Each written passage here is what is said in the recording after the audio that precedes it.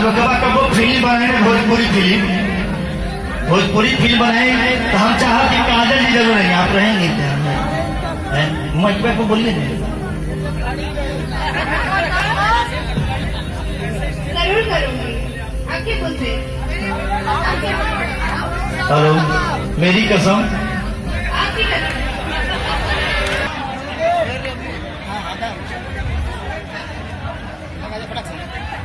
आप देखिए ना, मैं भी आपको देख रही हूँ।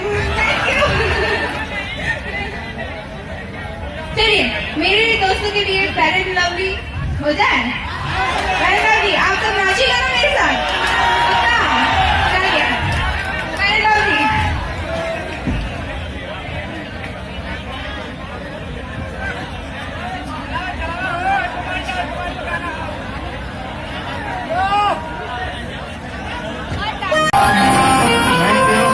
Thank you.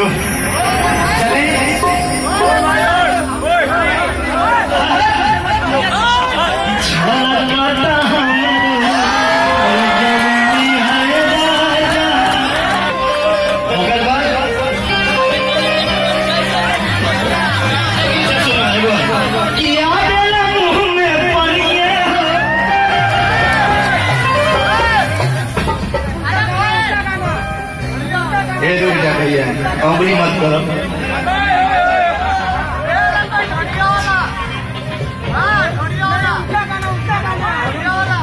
इधर आवे कि छलकता हमरो जवनिया राजा। देखो अपना पास बने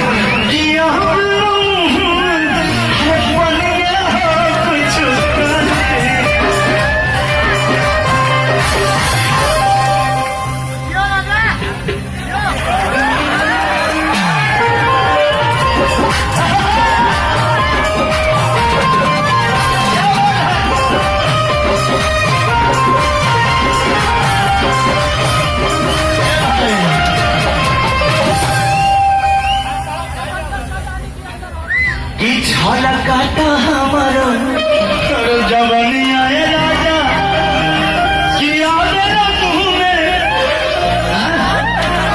अरे आवे ना मुँह में, अरे बनिया है कुछ हो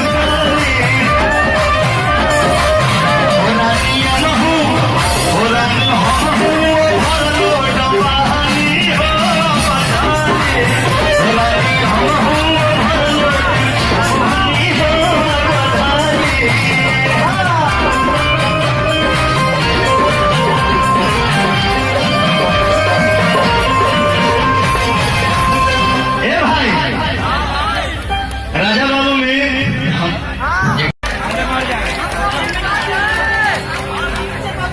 थैंक यू। आपने इतना प्यार दिया, बहुत बहुत धन्यवाद काजल जी। हे भगवान जी मन हो जाए,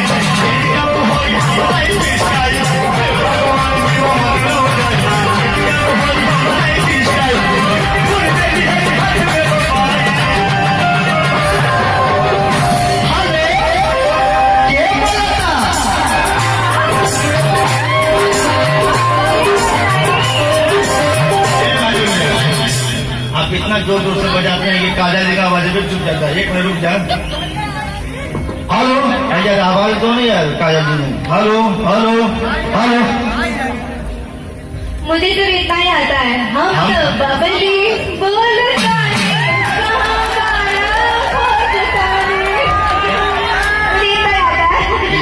भाई लोग की इतनी चाहिए और कुछ नहीं चाहिए, चाहिए यार इतना चाहिए और कुछ ना। हे भगवान जी का मन कर जाए।